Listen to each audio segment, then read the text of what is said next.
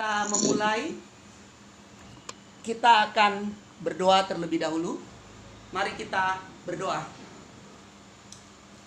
Bapa di sorga, kami bersyukur hari ini Tuhan lagi berikan kami kesempatan untuk kami boleh memulai pemuridan online pada saat ini, Sabtu 23 Mei 2020. Kami rindu sekali firman-Mu lagi boleh mengajar kami dengan kuasa sehingga kami dapat menjadi milik Tuhan seutuhnya. Terima kasih Bapa, kami siap untuk diajar melalui firman-Mu dalam Kristus Yesus Tuhan kami. Amin. Baik, kita akan memulai pembelajaran kita hari ini. Tema kita menjadi keluarga dan jemaat kerajaan sorga. Menjadi keluarga dan jemaat kerajaan sorga. Tolong speakernya di mute, di mute, di silent ya. Nah, supaya kalau batuk tidak masuk ke sini. Apalagi ini saya mau upload lagi. Ya tolong. Ya, mari kita membuka Alkitab kita dari dua bagian. Yang pertama dari Matius pasal yang keempat, ayat yang ke-17. Lalu dilanjutkan dengan Yohanes pasal yang ke-18, ayatnya yang ke-28 sampai 38. Nanti kita akan baca ayat 33 sampai 38 saja. Matius pasal 4 ayat 17 dilanjutkan dengan Yohanes pasal 18 ayat 28 sampai 38. Baik, saya akan bacakan buat kita mulai dari Matius pasal 4 ayat 17.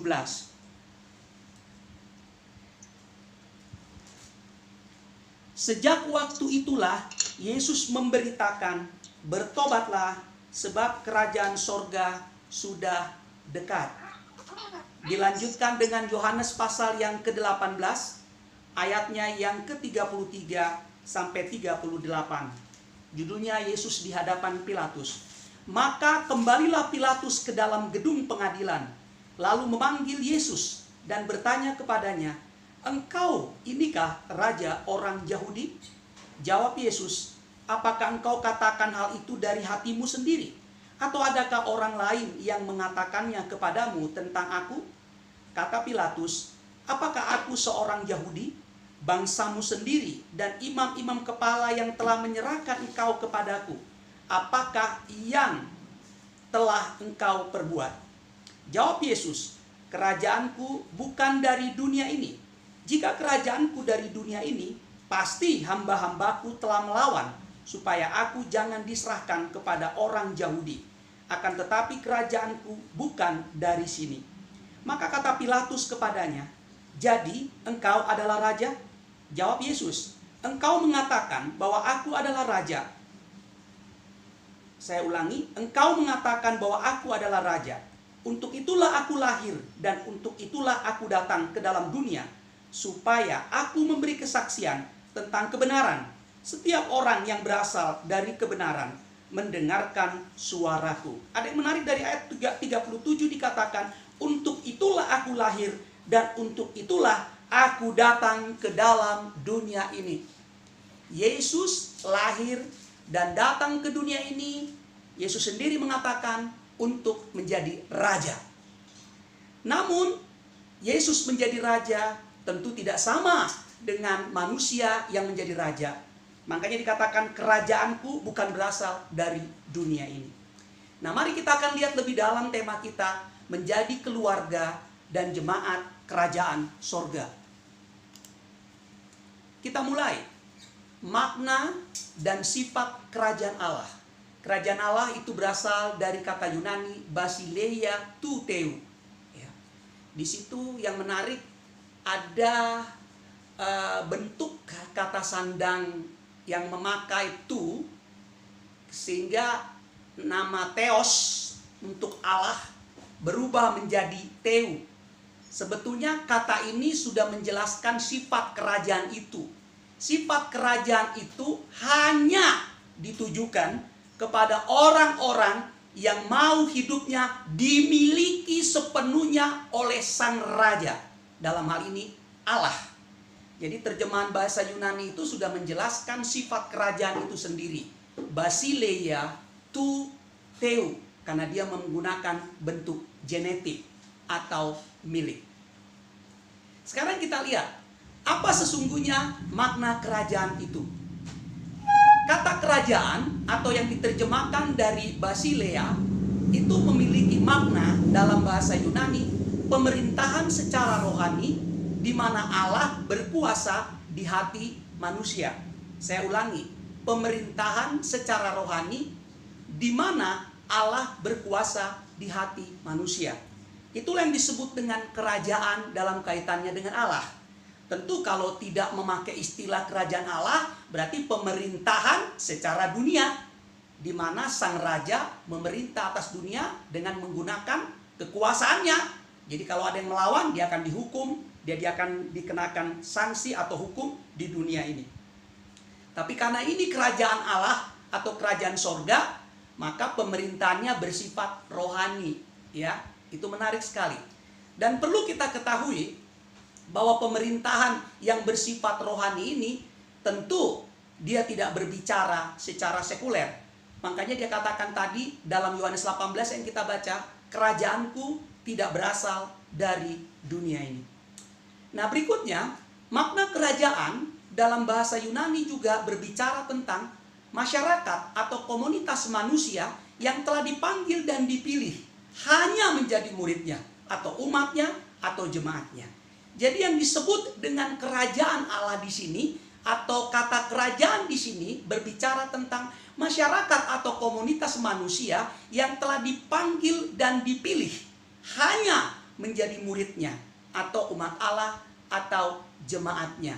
Ini perlu kita sungguh-sungguh memperhatikannya di dalam kehidupan kita. Jadi sekali lagi, kerajaan Allah di sini berbicara tentang pemerintahan secara rohani, karena Allah itu roh. Yohanes 4 ayat 24. Maka dia akan memerintah secara rohani. Dan sifat pemerintahan secara rohani itu di dalam Yohanes 4 ayat 24.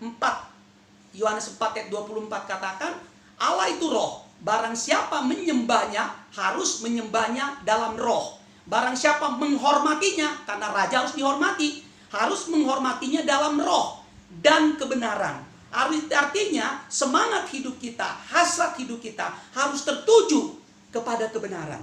Kebenaran selalu saya jelaskan kepada Bapak Ibu, ya, menjelaskan tentang bagaimana hidup seseorang setiap hari harus dibuka selubungnya, harus dibuka topengnya, harus dibuka kemunafikannya, harus dibuka hal-hal yang menghambat kerajaan itu atau yang menghambat Allah itu dihormati, dimuliakan di dalam kehidupan seseorang. Jadi itu sifat kerajaannya itu sendiri. Nah, berikutnya kalau kita perhatikan, kerajaan Allah hadir dengan kuasa yang tidak tertandingi atau tak terkalahkan. Ya, jadi kalau kita perhatikan, kalau kerajaan Allah itu hadir di dalam hidup seseorang, makanya dikatakan tadi Matius pasal 4 ayat 17, di situ dikatakan sejak saat itu Yesus memberitakan kepada semua orang Israel, bertobatlah sebab kerajaan Allah sudah dekat. Ya, ini hal yang perlu kita perhatikan dengan sungguh-sungguh. Jadi sifat kerajaannya ini selalu datang dengan kuasa yang luar biasa. Tolong Edu tolong baca Markus 9 ayat 1. Markus 9 ayat 1. Markus 9 ayat 1, Edu tolong baca.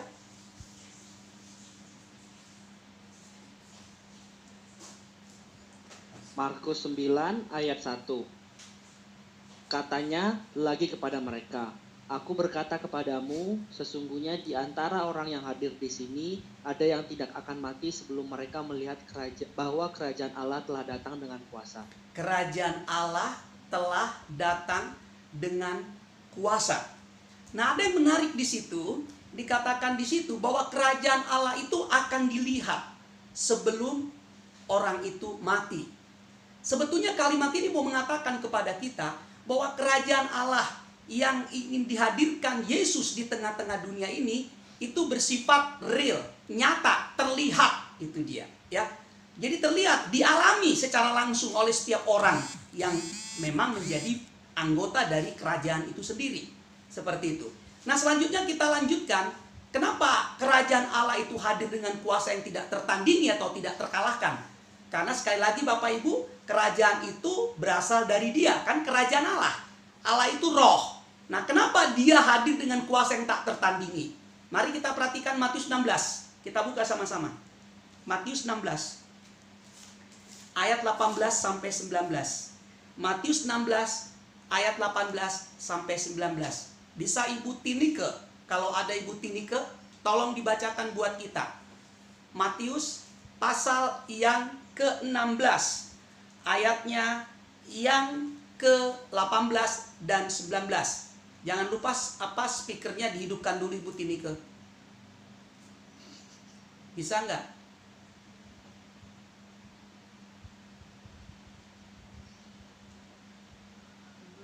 Sepertinya Oma agak bingung ini. Bisa? Oke, tolong dibaca sama yang lain aja. Matius pasal 16 ayatnya yang ke-18 sampai ayatnya yang ke-19. Ada yang bisa bantu baca? Silakan. Aku boleh bantu baca, Pak? Silakan. Mereka akan menggayar ular dan sekalipun mereka meminum racun maut. Matius pasal yang ke-16. Matius pasal yang ke-16. Matius 16 ayat 18 sampai 19. Itu ayatnya salah dibaca. Ya. Matius 16 ayat 18 sampai 19. Silakan dibaca. 18. Matius 16 ayat 18. Mereka akan memegang ular dan sekalipun Tolong yang mereka meminum racun. Salah lagi bacanya. Tolong yang lain saja. Matius pasal 16. Ya. Matius pasal 16 ayat 18 sampai 19.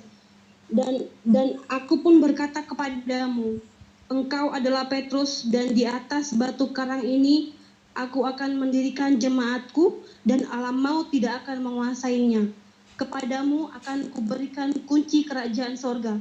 Apa yang kau ikat di dunia ini akan terikat di sorga, dan apa yang kau lepaskan di dunia ini akan terlepas di sorga.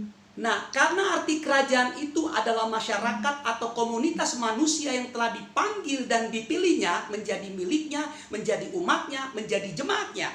Makanya dikatakan di situ, di dalam ayat yang ke-18, dan aku pun berkata kepadamu. Ini kan Petrus, ini murid-murid, ini kepada murid-muridnya. Dia bilang, engkau adalah Petrus, dan di atas batu karang ini, maksudnya di atas pengakuan Petrus ini, pengakuan yang benar ini, pengakuan yang tidak datang dari dirinya, tapi karena pekerjaan Allah di dalam dirinya. Tolong diperhatikan itu, pengakuan yang tidak datang dari dirinya, tapi karena pekerjaan Allah di dalam dirinya. Engkau adalah Petrus, dan di atas batu karang ini, aku akan mendirikan jemaatku. Aku akan mendirikan jemaatku. Jadi Yesus sendiri yang akan mendirikan kerajaan Allah itu di bumi ini. Karena arti kerajaan berbicara jemaat, bicara masyarakat, bicara umat, bicara komunitas. Dan lebih spesifik, karena ucapan ini diucapkan oleh murid-murid, maka umat yang bisa menjadi anggota kerajaannya, umat yang bisa menjadi miliknya adalah umat yang harus dimuridkan dan harus jadi murid. Kalau tidak, nggak bisa. Jadi umat Allah, kalau mereka bukanlah orang-orang yang dipilih dan dipanggil dan dimuridkan, nggak bisa disebut umat Allah, umat kerajaan. Karena kerajaan dalam bahasa Yunani menjelaskan tentang komunitas manusia yang telah dipanggil dan dipilih untuk menjadi milik Tuhan sepenuhnya. Dan dikatakan di sini dengan sangat jelas, ya, kepadamu akan ayat 18 saya ulangi. Dan aku pun berkata kepadamu, engkau adalah Petrus, dan di atas batu karang ini, artinya di atas setiap hidup orang yang dipimpin oleh kebenarannya, aku akan mendirikan jemaatku. Jadi jemaat itu adalah boleh dibilang masyarakat baru, komunitas, umat yang menjadi miliknya. Dan dikatakan alam maut tidak akan menguasainya. Jadi sifat kerajaan itu nggak bisa dikuasai oleh alam maut. Alam maut dalam pengertian Alkitab luas sekali. Selain juga memiliki makna tentang neraka atau tempat akhir iblis dengan semua pengikutnya akan dihukum. Iblis dengan semua guru palsu, hamba Tuhan palsu, jemaat palsu itu akan dihukum di sana. Dan kalau kita perhatikan di sini, ya, dikatakan alam maut juga sebetulnya dalam Alkitab itu berbicara tentang ya suatu keadaan di mana manusia tidak bisa keluar dari keadaan itu. Keadaan itu macam-macam, bisa kelemahan, bisa hawa nafsu, bisa juga tekanan, bisa pergumulan, bisa akar pahit, segala macam hal, kekhawatiran. Jadi apapun yang membuat seseorang, yang mengikat seseorang, sehingga dia tidak berdaya untuk menyatakan Yesus, untuk menyatakan kuasanya, untuk menyatakan kebenaran, untuk menyatakan kehidupan yang berkenan. Itulah yang disebut alam maut. Jadi sekali lagi sifat kerajaan itu sekali lagi di sini dia punya otoritas yang sangat luar biasa. Ya, dan dia hadir dengan kuasa yang tidak tertandingi. Seperti yang kita baca tadi dalam Matius pasal 16. Dan ayat 19 katakan, kepadamu akan kuberikan, itu jelas kalimatnya, kunci kerajaan sorga. Ya, kita sedang bicara tentang menjadi jemaat kerajaan sorga, menjadi keluarga kerajaan sorga. Ya, diberikan kunci kerajaan sorga. Jadi nggak bisa orang Kristen mau coba-coba tengking-tengking iblis, mau coba usir-usir setan, mau coba-coba untuk mengusir COVID-19, mau mencoba mengusir hawa nafsu, mau mencoba mengusir hal-hal yang tidak berkenan dalam dirinya, kekhawatirannya, mau coba diusir sebelum dia memang betul-betul menjadi miliknya, menjadi muridnya, dipilih, dan dia sebelum hidupnya dipimpin dan dikuasai oleh kebenaran. Artinya orang itu setiap hari harus memberi dirinya untuk dipimpin, dikuasai oleh kebenaran. Ya, makanya dikatakan di dalam Matius 6 ayat 33, tetapi carilah dahulu kerajaan Allah dan kebenarannya, maka semuanya itu akan ditambahkan kepadamu. Itu nggak berbicara soal kalau kita mencari kerajaan Allah dulu, kita utamakan dulu dia, maka akhirnya ditambahkan. Selalu kita bicara berkat-berkat jasmani, bukan itu aja, maaf. Artinya kuasa itu akan kau miliki dalam hidupmu, akan ditambahkan kepadamu. Kalau kau betul-betul mencari atau mengutamakan kerajaan Allah, mengutamakan kebenarannya yang memerintah atas hidupmu, maka kau akan mengalami kuasanya dan kau akan mengalami kebenarannya yang memerdekakan hidupmu dari segala macam hal yang mengikat, yang melemahkan, yang membuat hidup kita menjadi hidup yang tidak berdaya. Kita dibebaskan dari situ. Nah, ini sifat kerajaannya. Jadi kerajaannya itu sangat punya otoritas, kuasa yang tidak tertandingi sama sekali oleh apapun juga. Makanya dikatakan di situ, sifat kerajaannya itu juga nyata. Apa yang kau ikat di dunia ini akan terikat di sorga. Kenapa? Karena kuncinya sudah diberikan. Kunci kerajaannya sudah diberikan. Sehingga apa yang diikat akan terikat di sorga. Dan apa yang kau lepaskan akan terlepas juga di sorga. Artinya sifat kerajaan itu tidak mungkin bisa dikalahkan oleh pergumulan, oleh dosa, oleh tekanan, oleh apapun juga. Apalagi oleh kuasa si jahat yang menggoda hidup kita. Sehingga kita terikat kepadanya. Nah, kita akan lanjutkan. Sekarang kita masuk di bagian yang sangat penting. Kalau tadi kita udah bicara tentang makna atau dan juga sifat dari kerajaan itu sendiri, kita masuk di bagian yang kedua. Ini bagian yang terpenting. Cara Yesus menghadirkan kerajaan sorga atau kerajaan Allah di dunia ini. Bapak Ibu, saya harus jelaskan dulu mengapa dipakai istilah kerajaan sorga. Dalam Matius menggunakan istilah kerajaan sorga, di bagian Injil lain menggunakan istilah kerajaan Allah. Kalau kerajaan sorga, namanya sorga itu bicara tempat, Bapak Ibu. Sedangkan Allah itu berbicara tentang yang jadi rajanya. Sorga, tempat dia bertahta. Allah itu bicara dia yang bertahta. Nah, Di dalam Alkitab ini saling melengkapi luar biasa. Kerajaan sorga itu bicara tempat. Tempat dia bertahta. Sorga dalam bahasa Yunani itu selalu berbicara tentang hal-hal yang di dalamnya tidak ada lagi kenajisan. Hal-hal yang di dalamnya tidak lagi hal-hal yang tidak berkenan kepada Tuhan. Hal-hal yang di dalamnya tidak ada lagi kesombongan, keegoisan, atau sifat-sifat yang tidak berkenan kepada Tuhan. Di dalamnya tidak ada hawa nafsu, di dalamnya tidak ada keinginan daging, di dalamnya tidak ada yang namanya keinginan-keinginan daging yang dikatakan dalam Galatia pasal 5 ayat 19 sampai 21 itu. Jadi sorga itu tempat di mana Allah yang bertahta di sana. Nah, karena Allah itu kudus, karena Allah itu suci, makanya dalam Matius 4 ayat 17 dikatakan berita yang disampaikan Yesus, itu inti berita yang disampaikan Yesus. Tema utama dari Injil adalah kerajaan Allah. Itu tema utamanya. Makanya dikatakan sejak saat itu. Jadi pertama kali setelah Yesus dia dibaptis, setelah dia dipimpin oleh Roh untuk dicobai di padang gurun, lalu kemudian dia tampil di Galilea, lalu sejak saat itu dikatakan Yesus memberitakan, bertobatlah sebab kerajaan Allah sudah dekat. Kerajaan Allah itu hadir sekarang karena Yesus representasi atau mewakili Allah langsung di dunia ini untuk menghadirkan kerajaannya di tengah-tengah dunia ini. Makanya dikatakan bertobatlah supaya kerajaan itu dekat dengan kamu. Ya, artinya kerajaan Allah itu hadir di tengah-tengah kamu. Jadi tanda kerajaannya itu hadir, cara dia menghadirkan kerajaannya itu tentu beda ya. Dia cara menghadirkan kerajaannya itu nanti kita akan lihat bagaimana dia menghadirkannya dengan cara yang sangat luar biasa. Nah, itulah sebabnya dikatakan di sini poin pertama. Bagaimana cara Allah menghadirkan kerajaannya?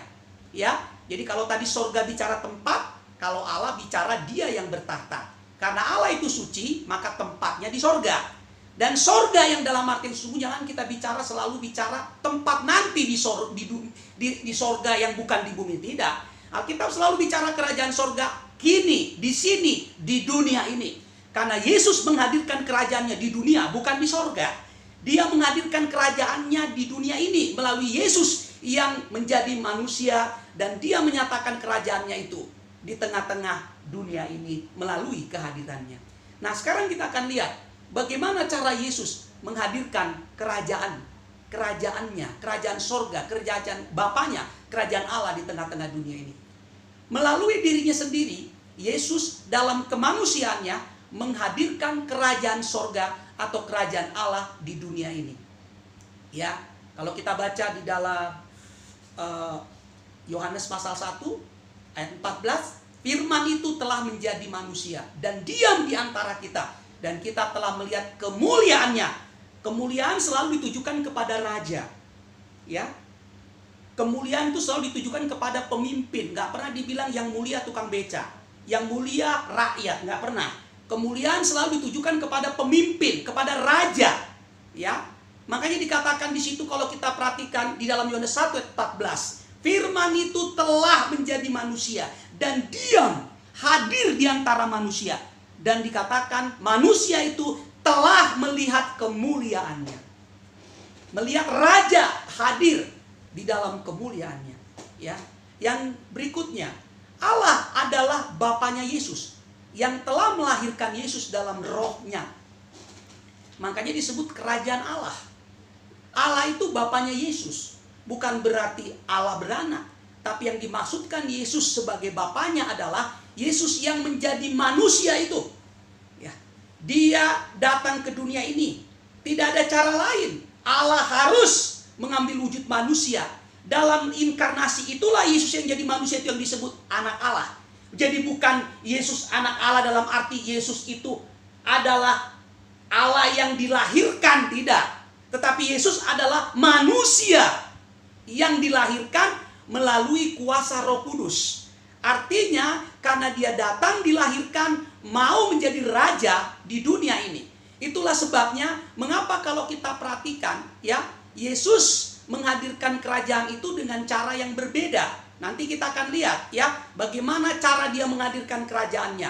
Kalau kerajaan Yesus itu dihadirkan dengan salib. Nanti kita akan lihat itu setelah bagian ini. Ya, Karena itulah sebabnya mengapa kita lihat Yesus itu pakai mahkota, bukan? Mahkotanya bukan dari emas, tapi dari apa? Duri. Itu yang memahkotai duri, yang memahkotai Yesus. Dan perlu kita ketahui, Yesus dimahkotai duri, dia tidak bertahta di istana, dia tidak bertahta di dalam kemuliaan yang didudukkan seperti manusia duduk, tapi dia memakai mahkota duri itu, dia bertahta di atas kayu salib. Ya, sebagai lambang dari dosa yang telah dihukum, telah dikalahkan. Jadi jelas sekali ini hal yang sangat luar biasa. Jadi Allah adalah Bapanya Yesus. Artinya sebagai manusia dia datang ke dunia ini, lalu disebut dia lahir, dan kenapa kemudian dia disebut anak Allah? Dia memanggil Allah itu Bapanya. Ya, makanya dia katakan kepada Maria dan Yusuf, aku harus berada di rumah Bapa setiap saat. Ya. Nah, ini hal yang perlu kita perhatikan. Nah, selanjutnya kalau kita perhatikan di dalam Yohanes 3:16 juga sangat jelas. Karena begitu besar kasih Allah akan dunia ini. Perhatikan di situ, ya. Jadi cara Yesus menghadirkan kerajaan Allah itu, ya, ini sepenuhnya adalah pekerjaan Allah, menghadirkan kerajaan yang melalui Yesus. Makanya Yohanes 3:16, karena begitu besar kasih Allah akan dunia ini, sehingga ia mengaruniakan anaknya. Tolong diperhatikan di situ. Anaknya, ya, supaya setiap orang yang percaya kepadanya tidak binasa, melainkan beroleh hidup yang kekal. Itu menarik sekali. Jadi, kerajaan Allah itu, ya, adalah milik Bapaknya atau Yesus dalam kemanusiaannya. Ya, dia menyatakan kerajaan Bapaknya, kerajaan Allah itu di tengah-tengah dunia ini. Ya, ini hal yang sangat luar biasa. Nah, di dalam Markus 9 ayat 1 tadi sudah dibaca, sifat kerajaan Allah itu dia punya kuasa atau punya otoritas yang sangat luar biasa. Jadi sekali lagi, inilah cara Yesus menghadirkan kerajaan sorga itu. Jadi berbeda sekali dengan cara orang-orang atau manusia menghadirkan kerajaannya atau mendirikan kerajaannya di dunia ini. Kita akan masuk di bagian yang berikutnya. Nah, ini gambar terakhir. Ini hal yang sangat penting. Mari kita perhatikan. Ya. Yesus menghadirkan kerajaannya di atas kayu salib, di mana ia memakai mahkota duri sebagai lambang kerajaan. Tolong diperhatikan, itu ada gambar, ada dua gambar. The kingdom of God or heaven, ya, itu lingkarannya besar, sedangkan the world itu lingkarannya kecil. Lalu di tengah-tengah ada irisan. Di situ ada lambang salib. Ya. Artinya the kingdom of God atau the kingdom of heaven. Allah, kerajaan Allah itu tadi, ya, dia hadir di dunia, dan cara dia menghadirkannya di dunia itu, di situ ada irisan salib. Ya. Artinya cara Allah untuk menghadirkan kerajaannya di tengah-tengah dunia ini hanya melalui Yesus yang di atas kayu salib. Itu sangat jelas. Jadi, kalau kita perhatikan, Yesus menghadirkan kerajaannya di atas kayu salib, di mana ia memakai mahkota duri sebagai lambang kerajaannya. Jadi beda sekali. Makanya Yesus katakan dalam Yohanes pasal 18 tadi, kerajaanku nggak berasal dari dunia ini. Kalau kerajaanku berasal dari dunia ini, aku akan minta murid-muridku atau hamba-hambaku untuk mereka melakukan perlawanan. Tapi tidak sama sekali. Jadi tidak ada tempat untuk melakukan perlawanan dengan fisik. Ya, karena itu kalau kita perhatikan di sini, kerajaan Allah itu yang dihadirkannya itu adalah dinyatakan, dihadirkannya hanya melalui salib. Itulah sebabnya mengapa dalam Matius pasal 4 ayat 17, kita kembali dulu sebentar ke bagian tadi. Matius 4 ayat 17. Ya.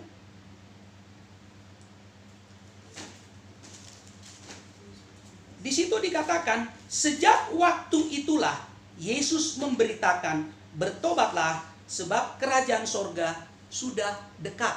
Nah, ada yang menarik di sini. Yesus mengatakan bertobatlah.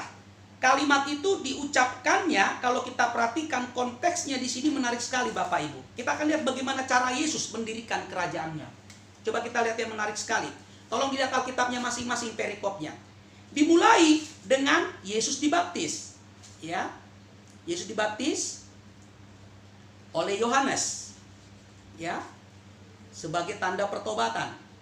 Ya.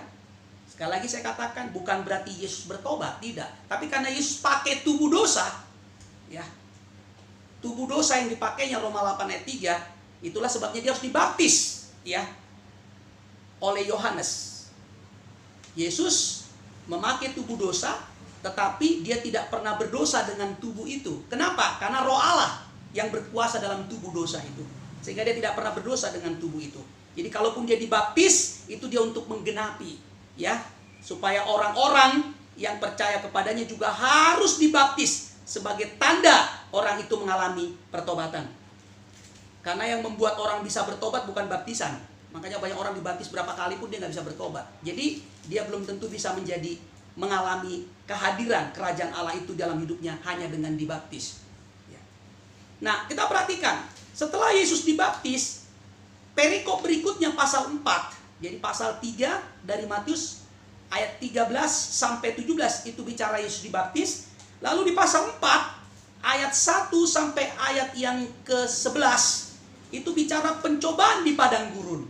Jadi dikatakan roh yang memimpin Yesus ke padang gurun untuk dicobai. Dan puncak sebetulnya, puncak dari Yesus di dunia ini menghadirkan kerajaannya adalah, kalau kita baca nanti keseluruhan Alkitab, bagaimana Yesus kemudian setelah dia dicobai, lalu kemudian dia menderita, dia mati di salib. Jadi ini proses bagaimana cara dia mendirikan kerajaannya di dunia ini. Dan kalau kita perhatikan di sini sangat menarik sekali. Setelah Yesus dibaptis tadi, dia dicobai, lalu kemudian dia pergi ke Galilea. Dia menghindar dari peristiwa Yohanes Pembaptis karena telah ditangkap, telah dibunuh. Dia menghindar dari tempat itu. Lalu kemudian dia pergi ke Galilea. Dan yang menarik di situ dikatakan, ya, sejak waktu itu, ya, di Galilea, Yesus memberitakan. Galilea itu adalah tempat murid-murid pertama dipanggil, ya. Itu di sana dia mengatakan, bertobatlah sebab kerajaan sorga sudah dekat. Nah, sekarang berita tentang kerajaan sorga sudah dekat ini kemudian dilanjutkan dengan, tolong diperhatikan Alkitab Bapak Ibu, pasal 4 ayat 18. Coba kita perhatikan ayat 18 dan seterusnya. Di situ dikasih judul Yesus memanggil murid-murid yang pertama. Ya, dikatakan, dan ketika Yesus sedang berjalan menyusur danau Galilea, ia melihat dua orang bersaudara, yaitu Simon yang disebut Petrus dan Andreas saudaranya. Mereka sedang menebarkan jala di danau. Jadi mereka sedang bekerja sebab mereka penjala ikan, ya. Jadi itu sifat kerajaannya. Cara kerajaannya didirikan oleh Tuhan Yesus, maksud saya. Nah, kita lihat di sini, setelah Yesus tadi tampil di Galilea, setelah tadi dia dibaptis, dicobai, lalu kemudian dikatakan dia memanggil murid-muridnya. Jadi menarik sekali di sini. Jadi cara Yesus mendirikan kerajaannya, cara Yesus mendirikan jemaatnya, cara Yesus mendirikan umatnya di tengah-tengah dunia ini, coba kita perhatikan. Caranya berbeda sekali dengan cara orang-orang mendirikan kekuasaan atau kerajaannya. Nah, kalau kita perhatikan di situ, setelah itu, coba kita perhatikan. Setelah Yesus memanggil murid-murid, ya, barulah kemudian dilanjutkan dengan Yesus mengajar dan menyembuhkan banyak orang. Sebagai tanda kerajaannya hadir di dunia, dia menyampaikan kerajaannya itu yang berasal dari Bapaknya, dia mengajarkan itu kepada murid-muridnya. Artinya kerajaannya itu dihadirkannya melalui murid-murid. Jangan lupa itu. Jadi artinya jemaat umat Tuhan harusnya menjadi masyarakat spiritual, masyarakat rohani, komunitas rohani, di mana itu menjadi tempat Yesus memerintah, Yesus berkuasa. Makanya dikatakan Yesus mengajar dan menyembuhkan. Dan kalau kita perhatikan di situ, ya, makanya dalam pasal 4, ya, makasih. Makanya dalam pasal 4 ayat yang ke-17 dikatakan, sejak waktu itulah Yesus memberitakan, bertobatlah sebab kerajaan sorga sudah dekat. Jadi syarat untuk seseorang bisa merasakan kehadiran kerajaan Allah, merasakan kehadiran Allah yang suci, yang kudus, karena dia bertahta di dalam hidup setiap umatnya. Hanya satu syaratnya kalau diperhatikan dalam ayat 17, harus bertobat setiap hari. Karena bahasa Yunani menggunakan present imperatif aktif. Ini perintah yang setiap hari secara tegas, nyata disampaikan oleh Yesus, supaya setiap orang boleh merasakan kehadiran kerajaannya di dalam kehidupannya. Kita ganti link dulu.